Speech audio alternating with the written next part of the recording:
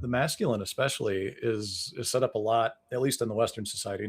Most of our audience, I would say, with this idea that you got to go do something, and if it's not working, you got to do more of it or harder or whatever, because you have people to protect, and you're afraid that if you don't do these things, then you're not going to get what you need in order to provide for your family or anything really, like uh, family or no. So yeah, I feel like that's really kind of maligned and flawed in most people right now, not even just men. So yeah. Yeah.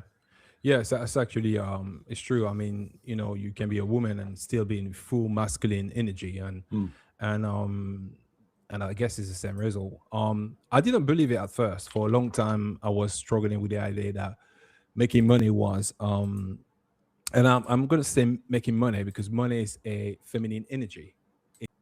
So I would say, yeah, the balance is necessary, not because you're trying to get rid of the male energy, but because remaining in your balance, being harmonious with yourself do help. I was Hmm. operating purely from a place of doing, like I wasn't using my intuition, and even when people used to tell me that, using Or intuition, ignoring like it, even I worse. yeah, exactly. So for me, it was like, what are you talking about? Like, it's not gonna come for free. Like, I'm gonna have to go and do something. Hmm. But eventually, I realized that that is not even how wealth is made and how wealthy people even operate. It's funny because I remember this person saying that if you find yourself working over 4 hours a week and you're still struggling for money, you are not doing what you're supposed to.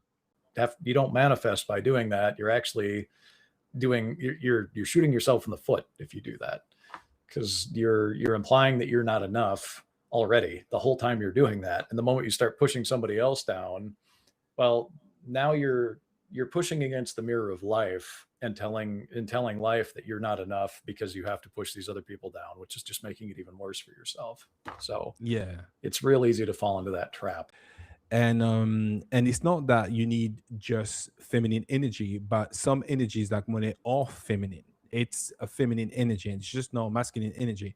And you realize that as you take time to use your intuition.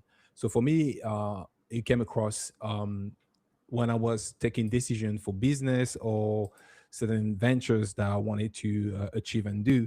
I was first thinking of doing, and I was the whole problem not listening my intuition, that was saying to me like, this is not a good idea. This is not so good. This is not the way you have to go about it, because ultimately, once you want to create, it's feminine energy first, and then the aligned action come second.